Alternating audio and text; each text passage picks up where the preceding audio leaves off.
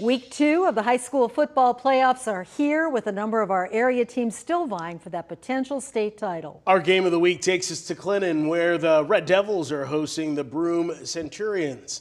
That's where you'll find our Chase Justice ahead of the big playoff matchup. Chase.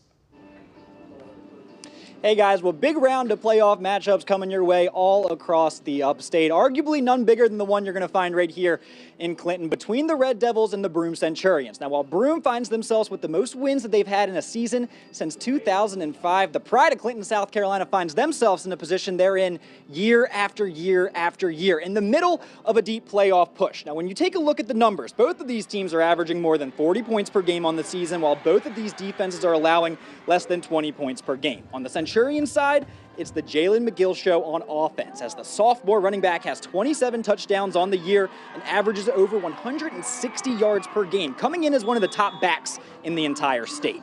But Clinton's defense has shown their ability to shut down the run game, thanks to a defense led by junior linebacker Brett Young, who leads the team with 57 tackles. Here's what both head coaches have to say about what stands out about the teams they're facing.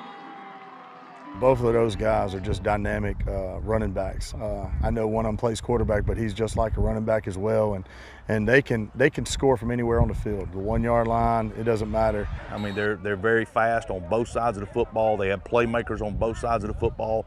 Very well coached team.